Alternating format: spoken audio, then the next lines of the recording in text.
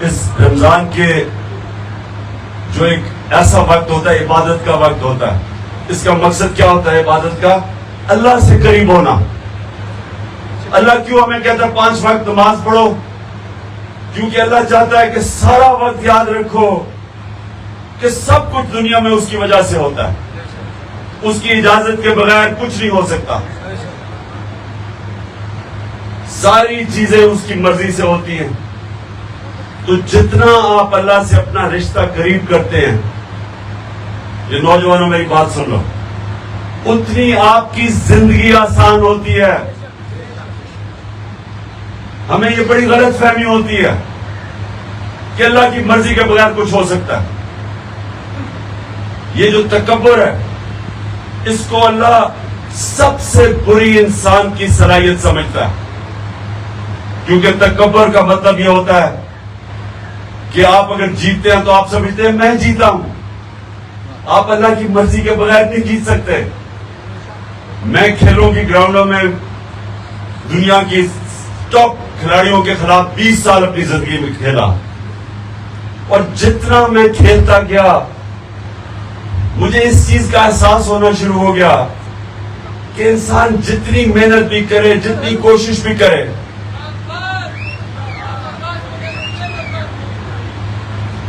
جتنی بھی انسان کوشش کر لے، وہ ایک لیول سے اوپر وہ نہیں جا سکتا. اس کے بعد اللہ کی مرضی آ جاتی ہے.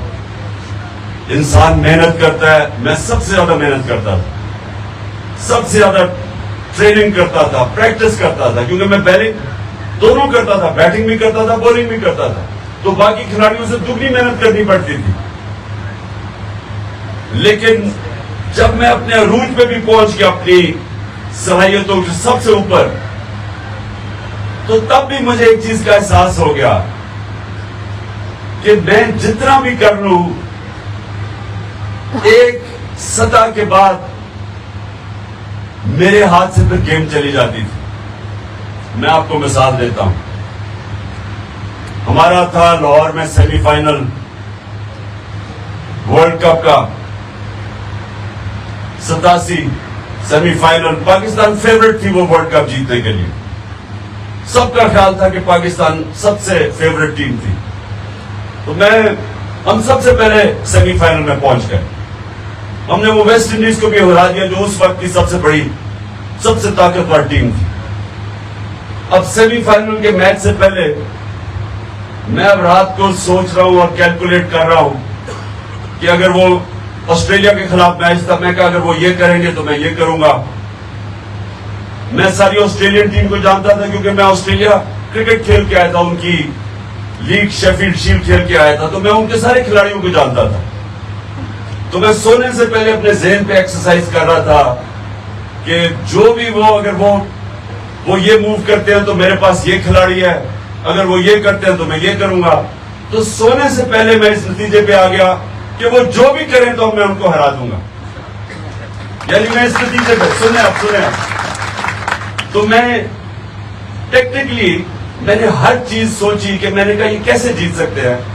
تو میں ذہن میں ساری جب ان کی میں نے طاقت کمزوری، اپنی ٹیم جو وکٹ تھی، لاہور کی وکٹ تھی، مجھے بڑی اچھی طرح اس وکٹ کا پتا تھا کہ وہ کیسے کھیلتی ہے.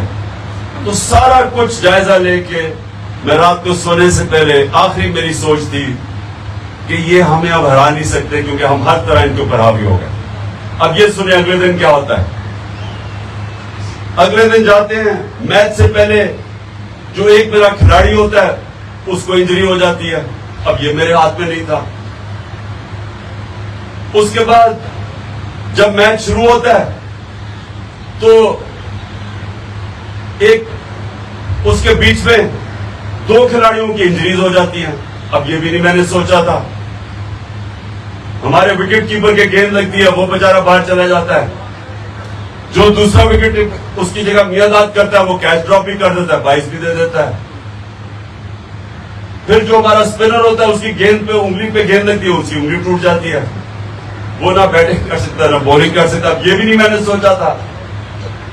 اس کے بعد ان کا جو 2 نیوٹرل ٹاپ امپائر ہوتے ہیں وہ ان کی ایک ایسا فیصلہ کرتا ہے یعنی جس بیٹسمین کو آؤٹ دینا ہوتا ہے وہ نہیں آؤٹ دیتا, دوسرے کو غلط فیصلہ کر دیتا ہے, وہ ہمیں اور نقصان ہو جاتا ہے 17-18 رنز کا. پھر جب ہم بیٹنگ کر رہے ہیں, جب جیتنے والے پوزیشن میں پہنچتے ہیں تو وہ امپائر مجھے اس ٹائم پہ آؤٹ دیتا ہے کہ جس وقت ہم جیتنے والی پوزیشن میں آ گئے تھے. اب وہ بھی نہیں میں نے سوچا تھا تو کہنے, اور وہ ہم میچ 14 یا 17 رن سے ہار جاتے. اب میں کہنے کی آپ کی کوشش کر رہا ہوں کہ اس سے سبق یہ ملتا ہے آپ کو کہ انسان جو بھی کر لیتا ہے آخر میں وہ چیزیں جو آپ کے ہاتھ میں ہی نہیں ہوتی وہ اللہ کے ہاتھ میں ہوتی. پھر اب آگے چلو, یہ تھا 87, اس سے اگلا ورلڈ کپ کھیلتے ہیں جو میرا آخری ورلڈ کپ تھا. اب سیمی فائنل میچ ہو رہا ہوتا ہے, یہ سنیں ذرا غور سے, نیوزی لینڈ کے ساتھ ہمارا سیمی فائنل کا میچ ہو رہا ہوتا ہے.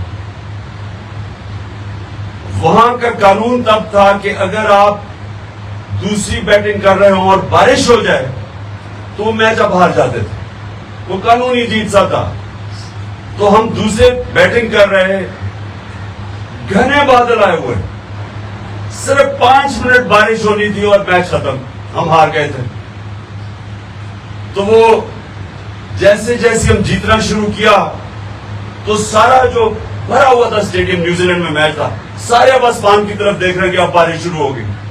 وہ تھوڑی سی بوندا باندی ہوتی تھی, وہ امپائر جاتا تھا باہر نکلنے کے, بارش رک جاتی تھی. پھر وہ تھوڑی سی بوندا, پھر وہ کہتا تھا باہر جا, سارا کراؤڈ دعائیں کر رہا تھا کہ اب بارش ہو, تو وہ بارش نہیں ہوتی تھی. 15 منٹ میچ کے بعد بارش شروع ہوئی اور 1.5 دن بارش چلی. کہنے کا مطلب یہ ہے کہ یہ ہمارے ہاتھ میں نہیں ہوتا. تو اس لیے جو اب تکبر کرتے ہیں نا کہ میں جیتا ہوں, یہ اللہ کی مرضی کے بغیر کوئی جیت نہیں سکتا. اس لیے تکبر, ایک منٹ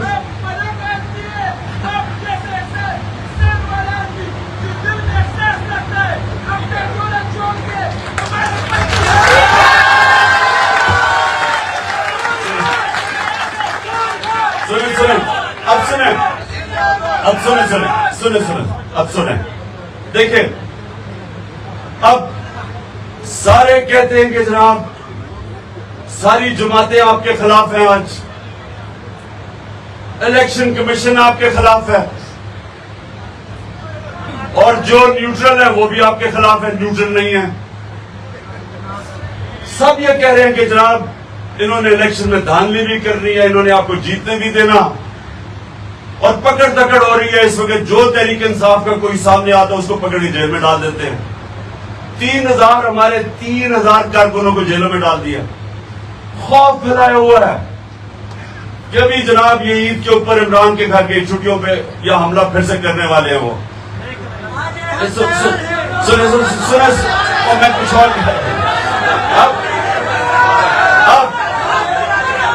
اور اوپر سے سنیں تو صحیح,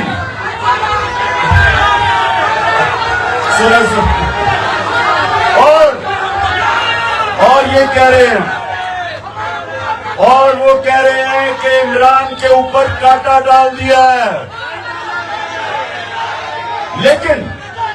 لیکن یہ سب وہ لوگ ہیں جن کو یہ نہیں پتا کہ اوپر سب سے بڑی سپر پاور بیٹھی ہوئی ہے. جب وہ آپ کے ساتھ کھڑا ہو جاتا ہے تو کوئی دنیا کی طاقت آپ کو شکست نہیں دے سکتی. جب جنگ بدر 313 مسلمان حرب کے پاس تلوار نہیں تھی کہ انہیں ڈنڈے پکڑے ہوئے تھے. جنگ بدر میں یہ سن لو, ان کے 1000 فوجی اوپر سے گھوڑے کو بھی سوار, جدید ہتھیار 1000. تو کس نے سمجھا تھا کہ وہ جیت جائیں گے؟ جنگ خندق میں 10,000 فوج لے کے آئے, مسلمان تھوڑے سے تھے, اور جیسے مسلمان اللہ نے ان کو وہاں سے بچایا ایک آندھ, تو وہ بھی یہ سمجھ رہے تھے مکہ کے قریش کی اب یہ ہرا دیں گے ہم ان کو. ایسی آندھی چلتی ہے, ایسی ٹھنڈی ہوا چلتی ہے کہ وہ ساری کی ساری فوج پسپا ہو کے واپس چلی جاتی ہے. تو یہ یاد رکھیں کہ اللہ بھی ہے, یہ ہمیں غلط فہمی ہے. صرف اوپر والا آپ سے چاہتا ہے کہ اس پہ ایمان رکھو. ایاک نعبد و ایاک نستعین. اللہ تیری عبادت کرتے ہیں, تیرے سے مدد مانگتے ہیں.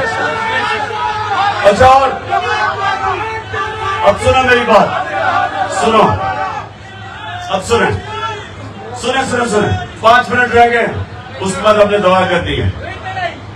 اب میں آپ کو ایک بات آخر میں بات کرتا ہوں. دیکھو میرے نوجوانوں, یہ یاد رکھنا کہ ابھی اس نے جو شروع میں اللہ کا کلام پڑھا تھا, نجم نے جو بھی آپ سے پڑھا تھا کہ میں کیا ذرا تھا اور مجھے اٹھا کے اللہ نے آفتاب بنا دیا, یا آفتاب کے اس یعنی اس عروج پہ لے گیا. اس کا مطلب کیا ہے کہ آپ نے سب نے ایک چیز سیکھنی ہے. میرے سے ایک چیز صرف سیکھو کہ میں صرف کامیاب ایک وجہ سے ہوں ادھر تک جو پہنچا ہوں, ایک وجہ سے, کیونکہ میں ایک آزاد انسان ہوں. میں نے کبھی کسی کی غلامی قبول نہیں کی, کبھی میں نے ایمان میں نے لا الہ الا اللہ میرے دل میں جب آ گیا تو میں نے کبھی کسی کو یہ نہیں سمجھا کہ اس کے سامنے میں جھکوں گا یا اپنے ضمیر کا سودا کروں گا. یہ یاد رکھیں, جب آپ اپنے ضمیر کا سودا کرتے ہیں پیسے سے یا خوف کی وجہ سے, تو آپ لا الہ الا اللہ کے خلاف جاتے ہیں. اللہ الحق ہے. جب آپ رائے حق سے اترتے ہیں تو آپ اپنا ضمیر کا سودا کرتے ہیں, آپ شرک کرتے ہیں. میری نظر میں آپ شرک کرتے ہیں, اور وہ انسان کو چھوٹا انسان بنا دیتا ہے. بس ابھی 2 منٹ رہ گئے. جب آپ اس کا مطلب سمجھ جائیں لا الہ الا اللہ کا, یہ ایک فلسفہ ہے جس نے وہ مدینہ کے ان لوگوں کو, عربوں کو جن کی حیثیت کوئی نہیں تھی, ان کو انہوں نے نبی صلی اللہ علیہ وسلم نے آزاد کر کے دنیا کی امامت کروائی. یہ تاریخ کا حصہ ہے کہ 2 سپر پاورز چند سالوں کے اندر ان کے سامنے گھٹنے ٹیک گئی, کیونکہ پاور ہے لا الہ الا اللہ میں. آپ نے سمجھنا ہے, ہم لا الہ الا اللہ پڑھتے ہیں اور لوگوں کے سامنے جھک جاتے ہیں. ہمیں سمجھ ہی نہیں ہے کہ اس کے اندر سارا فلسفہ ہے. اور ایاک نعبد و ایاک نستعین وہ ایک اور طریقہ لا الہ الا اللہ کہنے کا. اللہ صرف تیری عبادت کرتا ہوں اور صرف تیرے سے مدد مانگتا ہوں, کسی کے سامنے ہاتھ نہیں پھیلاتا. تو یہ میں نے صرف آپ کو سنا, میں ختم کر دوں. سنیں میری بات, ابھی اذان ہونے والی ہے تو ہم نے دعا مانگی ہے اللہ سے, جو میں ہمیشہ میری پاکستان کی یہ دعا وہ آپ نے سب نے مانگی ہے. لیکن آپ نے سب نے یہ ایک چیز یاد رکھنی ہے, اللہ نے آپ کو اشرف المخلوقات بنایا ہے, سب سے عظیم مخلوق. نہ جانوروں کو نہ فرشتوں کو اجازت ہے, ان کو کوئی اجازت نہیں ہے کہ وہ ان کے راستے ہوں, رائے حق پہ رہیں یا اترے. فرشتہ صرف اللہ کی عبادت کرتے ہیں, اور جانور وہ اپنے انسٹنکٹ کے مطابق چلتے ہیں. ان کو یہ جو انسانوں کو جو طاقت دیا ہے کہ آپ 2 راستے ہیں, اللہ ان کے راستے پہ لگا جن کو نعمتیں بخشی, ان کے نہیں جو اپنے تباہی کے راستے پہ جائے, ان کو نہیں دی, آپ کو دی ہے. اس کا مطلب آپ کو اللہ نے وہ موقع دیا ہے کہ آپ آسمان پہ بھی جا سکتے ہیں اور چونٹیوں کی طرح زمین پہ بھی پھر سکتے ہیں. یہ آپ کے اوپر ہے. اور اوپر جانے کا راز, اوپر کی پرواز کا راز ہے لا الہ الا اللہ. اور نبی صلی اللہ علیہ وسلم, جب ہم کہتے ہیں محمد رسول اللہ, تو ہم یہ کہتے ہیں کہ ہم ان کے راستے پہ چلیں گے. ان کا راستہ ہے آپ کی عظمت کا راستہ. آپ جب نماز میں مانگتے ہیں کہ اللہ سیدھے راستے پہ لگا, جن کو تم نے نعمتیں بخشی, نبی صلی اللہ علیہ وسلم کو سب سے زیادہ نعمتیں بخشی ہے اللہ نے, کیونکہ سب سے عظیم انسان وہ تھے. اور اس لیے کیونکہ انہوں نے جو بھی کیا, انہوں نے آسان راستہ نہیں لیا, مشکل راستہ لیا. مشکل راستہ آپ کی عظمت کا راستہ ہے, آسان راستہ آپ کی تباہی کا راستہ ہے. آپ کچھ بھی نہ کریں, بستر میں لیٹ جائیں, کھانا پینا کھائیں تو آپ مر جاتے ہیں, آپ تباہ ہو جاتے ہیں. آپ آسان راستہ لیں. کیوں یہ بادشاہ تباہ ہوئی؟ بادشاہ کیوں تباہ ہوئی؟ کیونکہ بادشاہ کے جو بچے تھے وہ اتنی آرام میں پلے, اتنی آسان زندگیاں تھی کہ وہ آہستہ آہستہ ختم ہو گئے. جمہوریت کیوں آگے نکلی؟ کیونکہ میرٹ کے اوپر لیڈرشپ آتی تھی, یہاں خون کے اوپر آتی تھی. جس طرح آپ یہ باقی جماعتیں دیکھ رہے ہیں, ایک طرف صرف شریفی آ سکتے ہیں, دوسری طرف بھٹو اور زرداری آ سکتے ہیں, تیسری طرف ڈیزل کے بچے آ سکتے ہیں, چوتھی طرف یہ ادھر سے میلو آ سکتا ہے. اس کے بعد آپ کو پتا میلو کہ غفار خان کے بعد میلو آ سکتے ہیں. تو آپ کی پارٹی میں میرٹ آئے گی, جو آپ میں سے محنت کرے گا انشاءاللہ اوپر آئے گا. دعا کر لیں. کیا کہہ رہے تم جلدی؟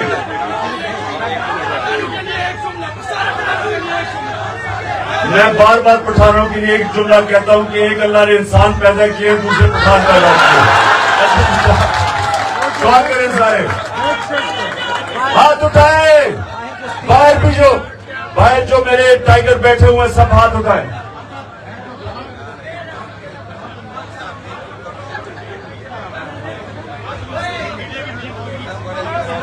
شاباش. سوشل میڈیا ادب میں ڈرنا نہیں ہے, کوئی خوف کسی سے نہ رکھنا, کوئی کچھ نہیں کر سکتے کسی کا. اچھا کہہ دو نا, بیٹھ جاؤ. یہ کیا؟ اچھا جی, ہاتھ اٹھا کے دعا کریں کہ اللہ پاکستان کو مدینہ کے ریاست کے اصولوں پہ ایک عظیم قوم بنا. اللہ پاکستان میں جو سب سے زیادہ ضرورت ہے عدل اور انصاف پیدا کر.